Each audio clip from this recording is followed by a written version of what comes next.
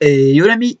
Donc pour finir avec ce top, le top 6 de Kuroko no Basket, j'ai essayé de faire de mon mieux pour les classer par ordre de puissance.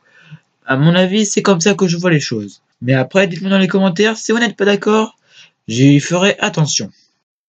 Je compte bientôt faire un nouveau top sur les duos. Donc ce sera comme Kagami et Kuroko, et je ne vous spoil pas le reste si vous n'avez pas vu la série. Et si vous n'avez pas vu la série, je vous conseille d'arrêter tout de suite cette vidéo et d'aller la voir en VF ou voir si faire selon votre préférence. Perso, j'ai regardé les deux et c'était tous les deux très très bien. Faites quand même attention car il y a un petit peu de spoil vers tout de suite à partir de maintenant, donc je vous conseille d'aller regarder la série avant. À la sixième position, nous retrouvons Shintaro Midorima.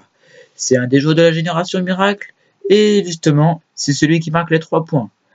Et vous vous doutez peut-être de cette particularité plutôt, il peut tirer à n'importe où sur le terrain. Par exemple, même dans votre raquette, jusqu'au panier adverse. Et un 3 points, bien sûr. Contre le match contre Akashi et vers la fin, vers l'épisode 6, 7, 8, je pense, de la saison 3, bien sûr, il a réussi à combiner son tir à 3 points avec avec la passe de Takao. Donc Takao arrive à faire des passes ahurissantes dans les passes de Shintaro Midorima qui enchaîne avec les 3 points. C'est assez démoralisant, surtout pour Akashi qui ne peut pas contrer car il ne saute pas très haut finalement. Takao est déjà très fort car il a fait qu'une année de basket et c'est celle-là. Donc ne lui en voulez pas s'il n'est pas à la hauteur contre ceux de la génération miracle comme Akashi. Comme Midorima tire de n'importe où, il peut facilement se repasser en défense. Mais il n'est pas très fort en défense, il faudrait qu'il retravaille ça. Sinon il sera un joueur d'expert, même s'il l'est déjà. Mais il faudrait juste qu'il s'améliore sur ça et il serait plus haut dans le top. Mais là dans ces conditions, c'est assez facile de le passer. Il n'est encore jamais rentré dans la zone. Mais je pense qu'il ne rentrera jamais car ça ne lui sert à rien. Tirer à 3 points alors qu'il sait déjà le faire dans la zone, je vois pas l'utilité personnelle. Après, s'il apprend à dribbler parfaitement, je pense que ça peut être utile, en effet. Et en défense aussi. Bon, passons dans le top 5, je sais que vous attendez que ça. Donc, à la cinquième position, qui c'est Ryota? Attendez la fin de mes explications avant de critiquer, bien sûr, car je vois déjà le mettre dans le top 3. Mais attendez un peu. Je sais qu'il maîtrise la copie parfaite qui permet de copier la génération miracle, mais que 5 minutes. Donc je veux bien, mais si c'est seulement pour attraper un match, après s'il affronte pas un membre de la génération miracle, il peut facilement gagner en utilisant les techniques d'autres joueurs plus forts que lui. Il peut utiliser plusieurs membres de la génération miracle à la fois, comme pour battre, comment il s'appelle, Gagami. Il a utilisé l'Emperor Ice de Hakashi et le dribble rapide de Aomine. Bon, il a battu Tairine à lui tout seul, mais bon, c'est grâce à la génération miracle surtout. Je veux pas dire, mais tous les membres de la génération miracle ont mis cher à Tairine à eux tout seuls. Comme pour quand c'était Aomine, il a réussi à dribbler tous les membres de Tairine et puis à marquer bien sûr. Et quand c'était bien sûr Shotoku, comment il s'appelle, Shintaro Midorima, n'a pas réussi car il fait que des tirs à 3 points. Donc c'est dur de battre une équipe quand il fait que des tirs. Akashi aussi a facilement réussi à passer tous les membres de Seirin grâce à son Emperor Ice, comme je vous l'ai dit un peu plus tôt. Mais cette technique permet de voir l'avenir, donc de faire tomber à genoux comme par hasard les membres qu'il affronte.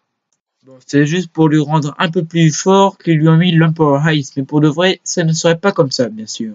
J'ai oublié de préciser précédemment que vous pouvez aller regarder en cliquant sur votre écran le premier top, le top de 12 à 7 sur ma chaîne. Bon, petit récapitulatif, qui sait, je le mets à cette position car il peut tenir que 5 minutes pour l'instant, bien sûr.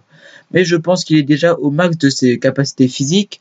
Donc s'il arrive à augmenter cette durée, ce sera 10 minutes max. Mais un quart c'est déjà pas mal, je trouve. À la quatrième position, nous retrouvons Murasaki Bara. Donc lui, il peut bâcher pratiquement n'importe qui tant qu'il s'introduit dans sa raquette. Et il a aussi quand même à détruire un arceau en utilisant, comment ça s'appelle, la tournade là, et le dunk. Un arceau plutôt résistant, même Kagami n'a pas réussi. Et Aomine non plus. Par contre, s'il affrontait l'équipe de Shintaro Midorima, Shutoku, et ben je pense qu'il aurait un peu de mal, car s'il reste dans la raquette et que Midorima fait des 3 points, et ben ça pourrait plutôt mal finir pour Murasakibara. Même lors de leur match contre Seirin, même Aomine a dit qu'il avait parfois du mal à réussir à le passer, donc ça veut dire que c'est un adversaire très puissant. Et oui, c'est un de la génération miracle, le bâcheur on peut le surnommer.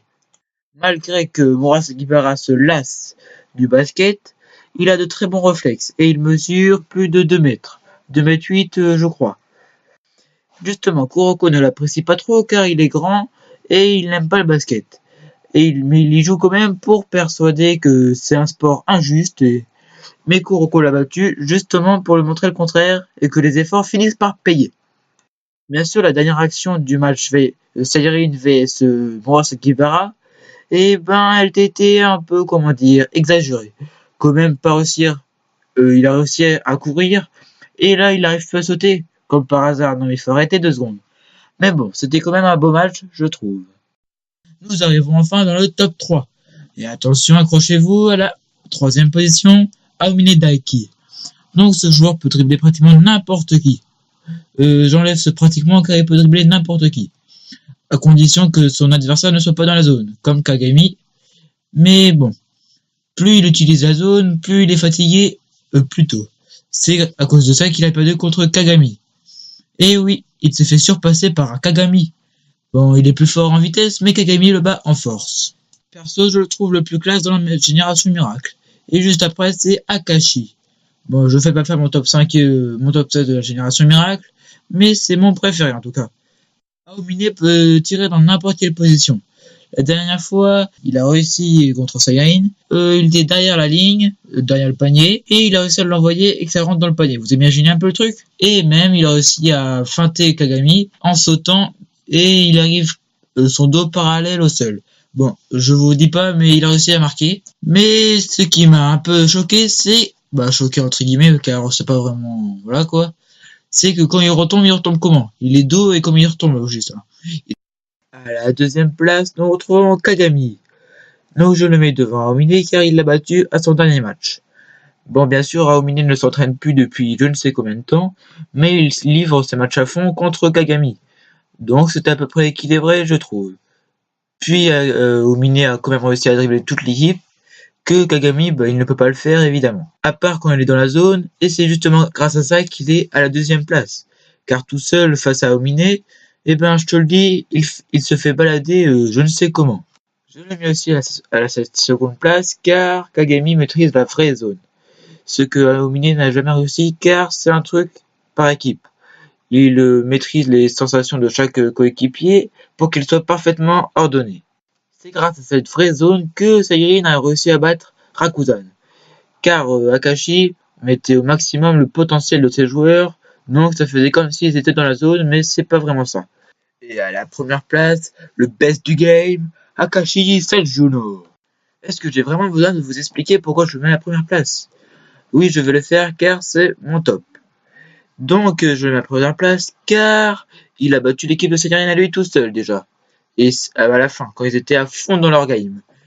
Et aussi, il a battu Shintaro Midorima. L'équipe, bien sûr, parce qu'il n'a pas battu un vs1, mais il a battu l'équipe. Sans trop de difficultés, je crois. C'est un score assez équilibré à la fin. Et grâce à son Emperor Eyes, il peut deviner le mouvement de chaque joueur. Donc on ne peut lui résister. À chaque fois qu'il dribble quelqu'un, il le met à genoux ou soit il le met assis. C'est grâce à ses yeux surtout, car il n'a pas une grande détente et il n'est pas très grand. Donc c'est surtout grâce à ses yeux qu'il est premier. Bon, bien sûr, à la fin, ils l'ont battu car ils étaient avec Kuroko, ce qui lui servait de yeux, les Emperor Eyes de Kagami. Réagissez dans les commentaires à propos de ce top et je vous dis à la prochaine. Allez, bye. N'oubliez pas de lâcher un petit like et de vous abonner.